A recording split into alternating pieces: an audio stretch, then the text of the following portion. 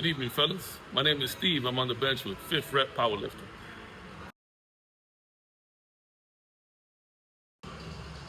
All right, guys, welcome back to 5th Rep Powerlifting. This is I think it's the 6th episode of On the Bench. Who do we got with us today? My name is Steve. All right, Steve, what do you do, man? How long you been in the gym? I've been in the gym for 18 years. 18 years? 18 years. That's a long time. That's a lot more time than a lot of people who are in here now. What have you learned since coming in here? Since for 18 years of learning, what have you learned? There's a lot, man. Break it down for us. The first thing that I would say is never forget your basics. What do you mean by that? Your push-ups, your lunges, your dips, your pull-ups, your squats. But ain't no weight. Ain't no weight in that. You don't need weight.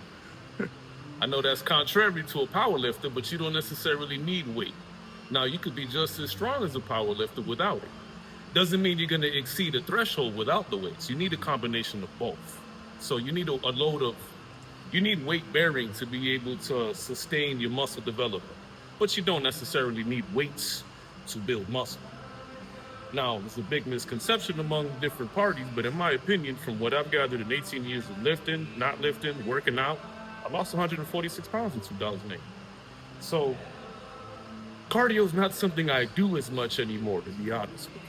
It's very much necessary to exceed your lung capacity and stuff like that, but most people don't do combinations of, let's say, squats and pullovers to be able to open up your airways to tap out your upper body and tap out your lower body.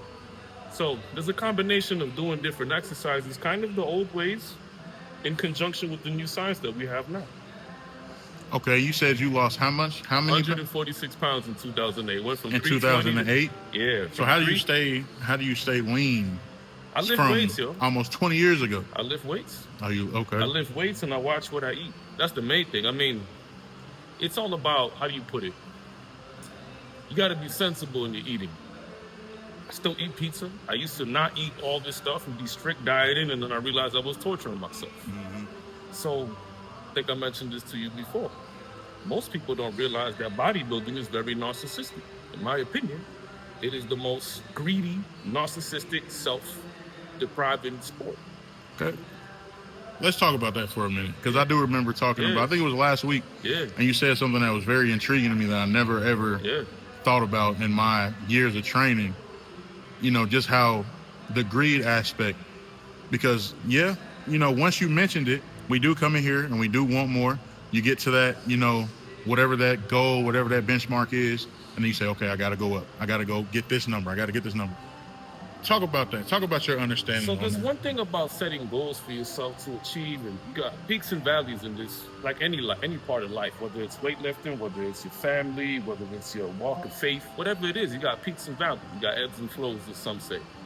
But when it comes to bodybuilding, when are you satisfied with how you look? All of us got some type of body dysmorphia. You got even, what's this guy, the big powerlifter Thor? He was talking about, bigorexia.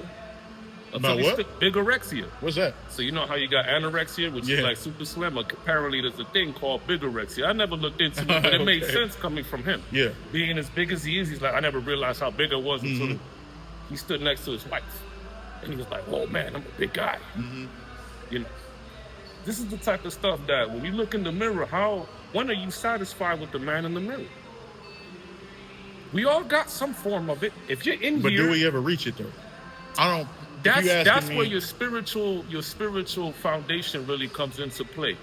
And for me, if I didn't find Jesus, I probably would have never broke out of that, because I had a completely different mentality where more was always better. More sets, treating myself like a slave, thinking that, okay, I could defeat science and all this stuff because I have the power of the mind. Well, that only gets you so far until you tap out and you find yourself injured in a multitude of different ways. Injured mentally, injured spiritually, injured physically. There's a lot of different kinds of injuries that a lot of people don't really come back from. I got you. And I do remember a conversation we had. We was right over there.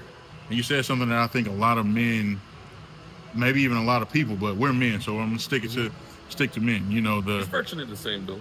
The highs and lows of your confidence, the highs and lows of your self-esteem that a lot of people don't talk about. You know, how has that been? Has working out, training, has that helped you combat that up and down? Yes. Okay. So, imagine this: I'm 320 pounds, right? Right. In high school, I get out of high school, I'm 305 pounds. I grew up in Miami, so I rep the area code for my weight. Virtually no females are into me. You know, this is not something that. Sorry for my phone. Oh, you're all right. We can edit it out. Virtually no females are into me, right? So this is something you got to think about. I go from being fat boy, maybe a chick here, a chick there is into me because of my character. But then once I get in shape, it's like all hands on deck. The whole floodgates open. So now I could be like, hey, you come here.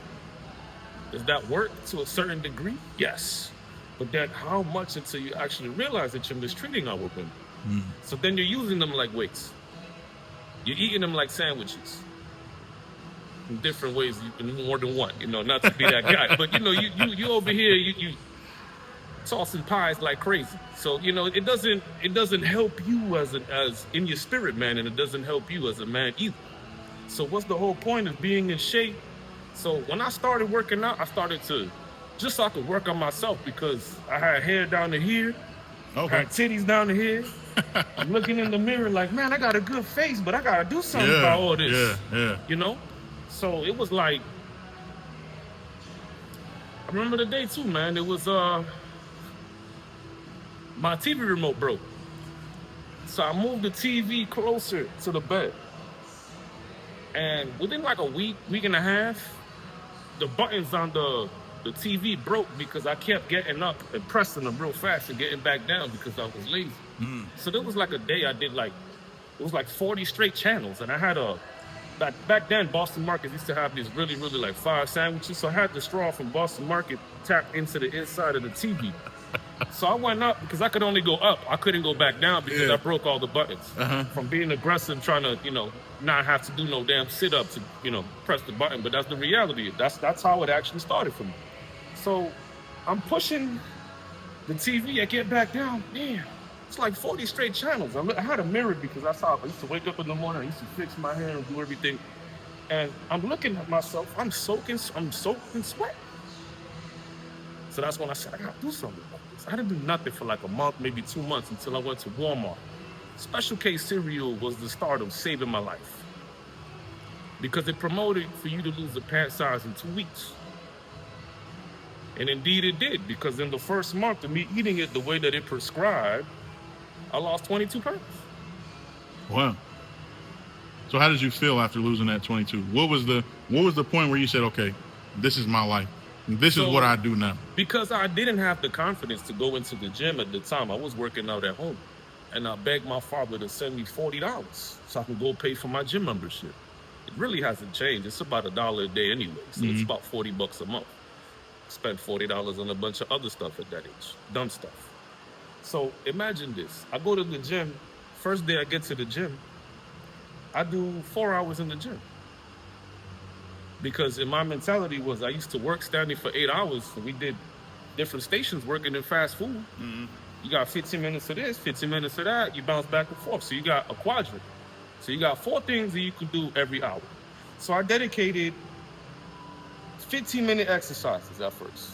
So 15 minutes here, 15 minutes there, 15 minutes there. That's how I was able to build the longevity in the gym, or build the stamina in the gym, not the longevity. I go home, my legs are shaking. I decided to take the bus. So I take the bus, I get off the bus stop. In my head, it was like, you fat MF. You beat yourself up. You took the bus. How could you take the bus? How could you take? And I felt horrible about myself in that moment. But that's how the devil gets you. He tries to trick you, play with you. It took a long time to understand how negativity would really creep up in your mind. Yeah. So call it what you want. I understand it as the devil, or Satan, or Hasatan, whatever terminology you want to use. Evil is evil, negative is negative, positive is positive. So if you understand negative thoughts do not come from God, negative thoughts come from the adversary. I understand that to be true nowadays. So the adversary's planted these thoughts in my head like I'm not good enough. So from that day forward, 6 hours every day in the gym. Yeah. Yeah. 6 hours, brother? It took me 45 minutes to walk to the gym. It took me about an hour to walk back home. So every day, so when I understood one fact that 3,500 calories is 1 pound of fat, I was doing 3,000 calories on the cardio machines, plus all the other exercises that I was doing. So I got so narcissistic with it that I knew that every 13 steps was 1 calorie. In my head, I'm counting 1, 2, 3, bro, ridiculous. So do you understand the level of ridiculousness? To get the results that I wanted to achieve, to lose 146 pounds in a year, well, really it was 130 in a year, and it took me another half a year to complete the next 16. And the only reason I wanted to complete the last 16 was because my sister had a pair of Dickies male pants that was a size 32. She gave them to me. And I was like, I'm not gonna be able to fit in them. And then it was like, nah, you're gonna fit into this. You're gonna fit into this, because both my dad and my sister jumped into my size 50 pants, and they both fit in 1 pant leg. I wish I had the picture to this day. Somewhere my pops got it. Do you know what that is, what that does, when you realize, damn, I lost a whole nother person? It'll start messing with you. But then you get to the point where you start lifting a whole nother person, and then it's a whole different attitude. So I went from being semi-strong to being really strong in the course of time. I mean, I also depleted a lot of my energy reserves because I was doing so much cardio. I rode bike everywhere. I didn't have a car. I walked everywhere. Living in Miami is hot. So the experiences that I had to go through to be able to learn what I've learned, if I could do it again, I probably would have stopped at 250 pounds and worked on my just straight muscle. That's probably what I would have done. But all being said, I'm glad that I went down to 174. Why? Because I've been all the body types. So I've been an ectomorph, I've been a mesomorph, I've been an endomorph, and I've been what's called the hybrids for some people that believe in the hybrids. I've been every muscle type, or body type, rather. So I want to touch on something that you said. I think a lot of people struggle with it, and I think that, well, I don't know if it's talked about at all. I've never heard it talked about, but the mental punishments that we give ourselves. Like you said, you went to the gym for 4 hours, and then you went and took the bus home, and your mind said, F everything you just did for 4 hours, you lazy piece of shit, you just took the bus. Why do we do that? Why do we do that to ourselves? Because I know for me, because like you said, you lost a lot of weight. In 2023, I lost 95 pounds. So I went from 360 down to 275. And I would beat myself up. If I got a Snicker, I got to take that out of whatever I'm eating tonight. I know exactly what you mean. Why do we do that, bro? In your mind, why do we do stuff like that to ourselves? Because it's a sickening, bro. That's really what it is. I mean, call it what you want. Everybody has a different terminology. It's a sickness. Would you consider it going from one extreme to the next? It's always going to be like that. Okay. And I've always been on the opposite side of the spectrum. I've always been the extreme dude when I need to do something, right? Same, yeah. For example, family orders Papa John's. Oh, I can't have that. My sister, who's gorgeous, 5'10", damn near could be a model, was like, hey, you should do what the models do, chew and spit. What's that? Huh?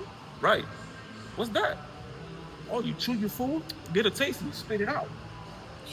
So, back in the day, the gyms used to have this gelatinous, 1 pound glob of fat, what a 1 pound glob of fat looks like, right? Yeah. Most people have seen it. If you come from old school gyms, you've seen this gelatinous, So it made me think, okay, I got a bag, shopping bag, Dollar General shopping bag, whatever it was that we had. I think it was Dollar General because it was yellow.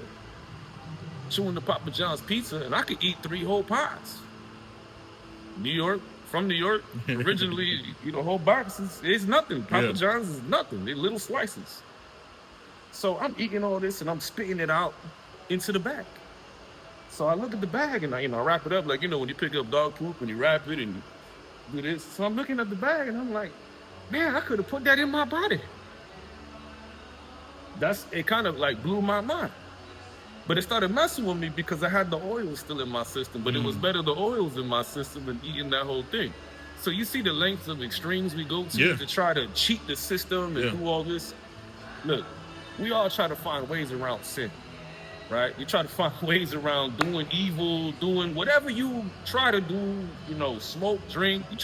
You will find a way to do something when you really want. Mm-hmm. So why can't we put that same positivity that we are supposedly telling ourselves that, I need to do 5 more sets. I need to do this. I need to not eat this. I need to go on this diet for this length of time. Why can't we do that for the Most High?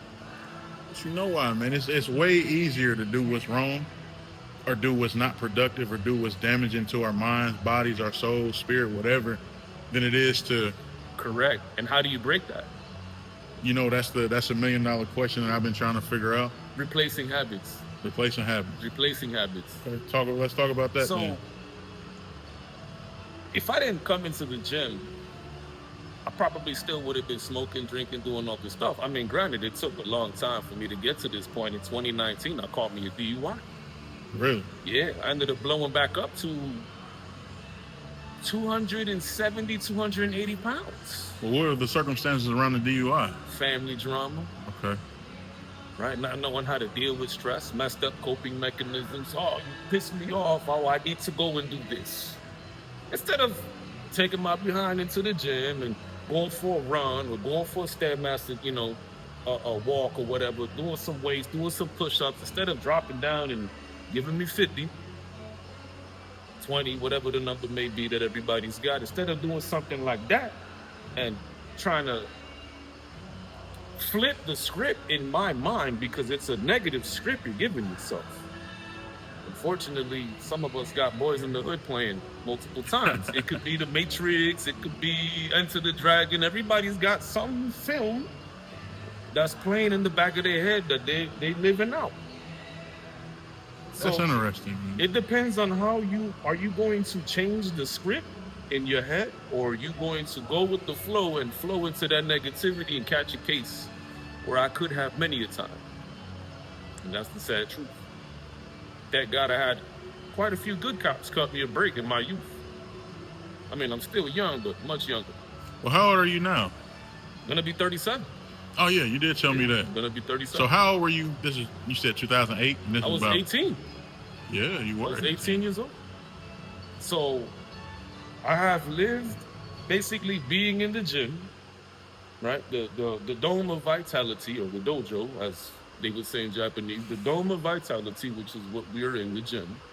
Different facets from ancient times, but this is where I spent pretty much all of my adult life. So half my life I spent it recklessly in front of video games and doing stuff and smoking and drinking, and too many humbling blocks. You can call it stumbling blocks if you would, but it was humbling blocks because had I not paid attention to all the stuff that I went through in my life, I wouldn't be where I am today to be able to tell you the tale.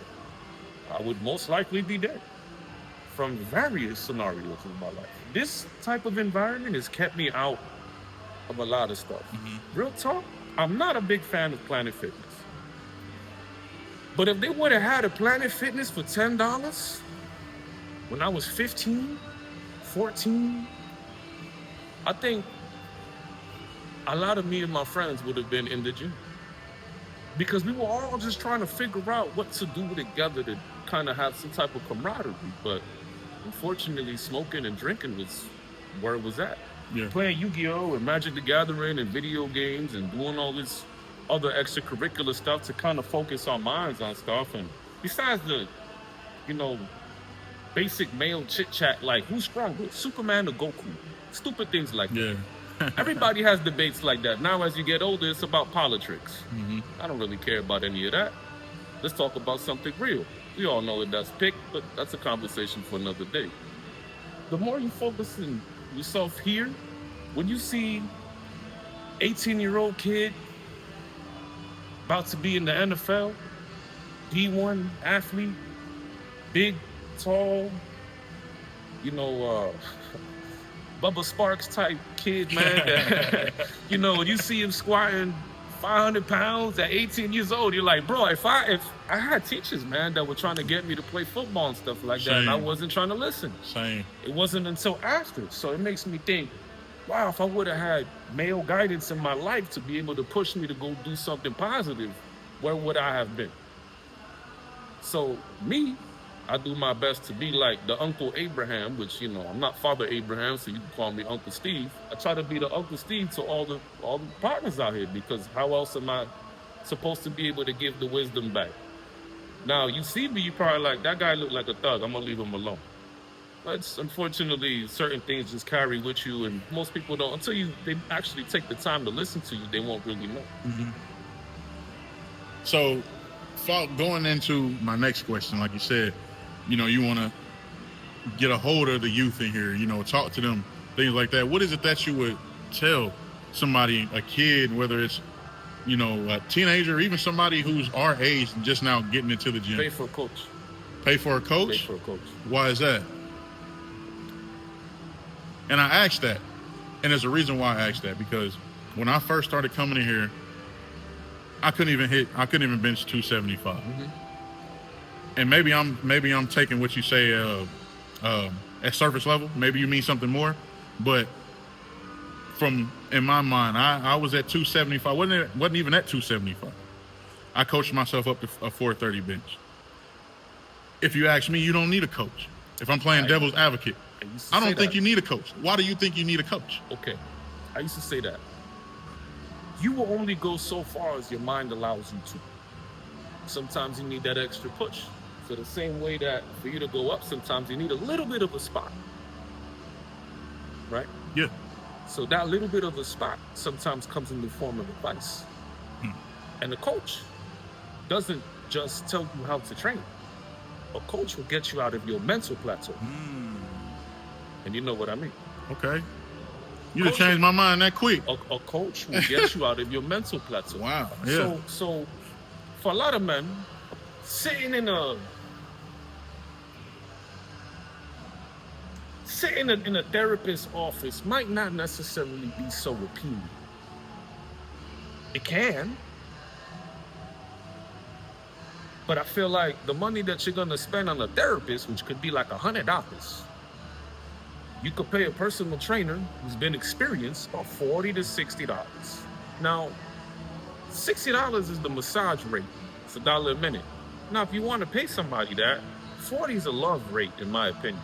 But everybody's got different prices, you know? So you got to find what's best for you. But in my opinion, instead of spending money on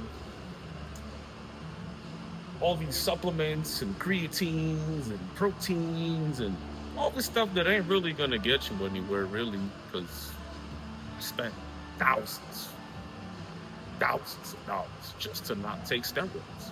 Mm-hmm. Because, you know what's crazy? I have been offered everything in the gym except steroids. Really? What do you mean?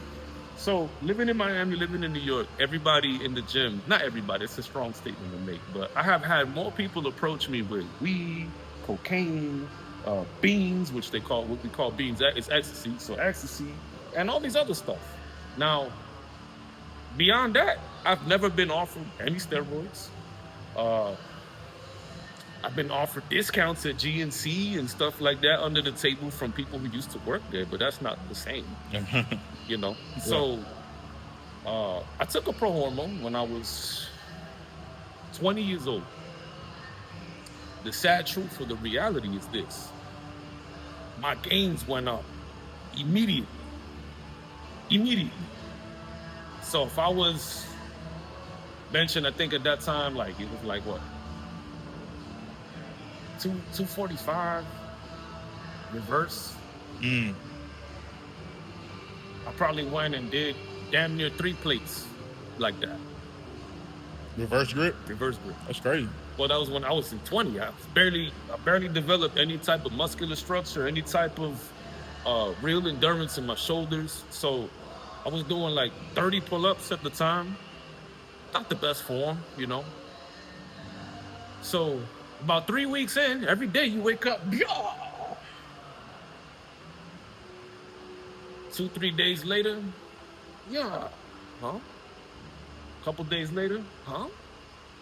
Oh, hell no, F all this stuff. So, because I didn't have the understanding of what I was taking, I just took word from, because this is before 2012, before that law was passed with the proprietary blends and all that. So, the reality is that you got to think about what you're taking.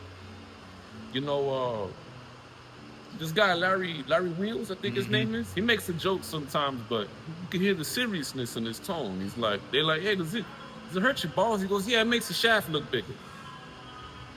Jokingly. But the reality is that, you know, one of the interviews that I seen, one of the guys is like, can you have kids? And he looked at him, he's like, I actually don't know. And the dude trying to be funny, he's like, oh, but you got to stop and think about this.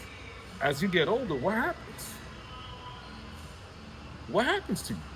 What are you doing to your body with all these supplements? Killing yourself. So imagine vaping, smoking, drinking, to hang out and decompress from all the abuse and torture we do to ourselves here. And then, you know, you're spilling your seed on strange women that ain't care about you, because how many chicks have we been with at this age in our life, at this point in our life, that we look back and go, is it worth it? If I could do it again, would I do it in a different way? Would I practice semen retention or abstinence? Would I focus more on being able to keep myself inwardly pure? So how is it, and I brought this up to you last time, how is it that guys in prison, no supplementation, no proper food, yet they're bigger and stronger than the majority of us who are free? How? How is that? Oh, testosterone mingling the same way girls. Exactly. It has to do with what's up here. So there's a level of mental fortitude that it takes to be able to say, enough is enough for today. And there's also a level of mental fortitude for me to say, I need to put more time and do this some more. But you also got to give your body rest. And what is rest? What is rest? What recovery. Is rest? Recovery. What is recovery? You rebuilding your body. You rebuilding whatever damage. How do you rebuild your body when you have developed this addiction? Because that's actually what this is. I had an old guy tell it to me one day, and I never thought about it until he told me. He goes, this is the best addiction you can have. And I looked at him and I said, what are you talking about? He goes, working out. It's one of the healthier ones. I think the best addiction is reading. But then you also could suffer from paralysis by analysis, from overanalyzing and overreading things, to where you become too intellectual to be able to intermingle with all the people around you and not feel like you feel kind of isolated because you don't know how to communicate on a level. I've experienced a bunch of all that. It takes time to develop. I'm still learning, as a matter of fact. Man, you got a lot of insight about different things. So around what time, around what age, or what were the circumstances around you being, I guess for lack of a better term, enlightened? You know, or has this always been something that you've been into? Yes and no. So, you know, okay, if any of y'all watch anime or cartoons and read comics, you'll always have some form of enlightenment in one facet or another, because you're thinking about more stuff. Now, all that is retold stories. All the comic books and all the anime, it's just retold stories of fallen angels and all these different things, if you really want to put it into modern day perspective. So we've always been fascinated with otherworldly things as human beings, right? So it wasn't until I was actually about 22 years old that I had a nice wake-up call. So my dad's a ex-police officer in New York State. So at 22 years old,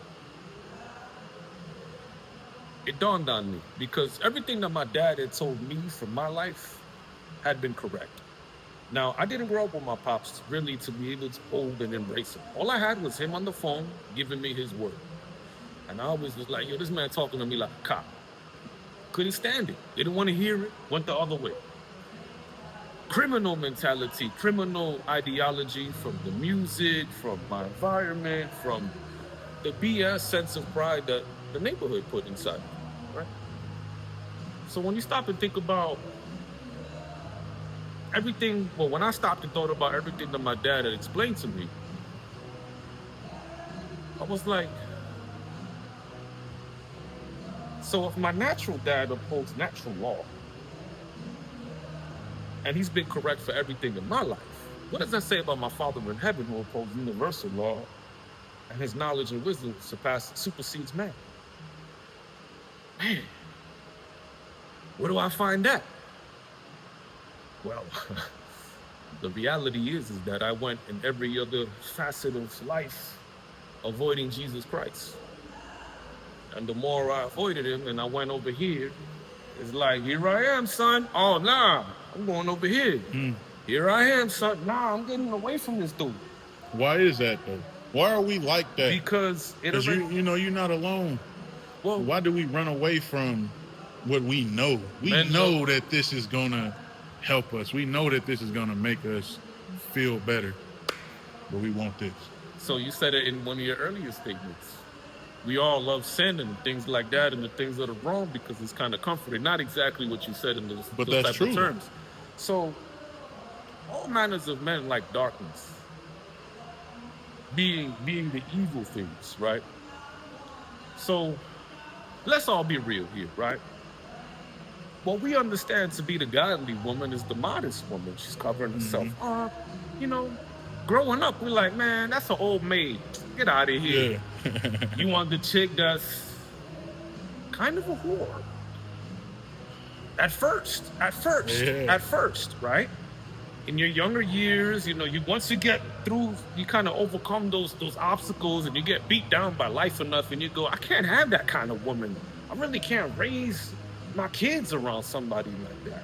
Or however everybody's got. But you realize that type of chick doesn't actually bring purpose into my life. It only fulfills this, my flesh.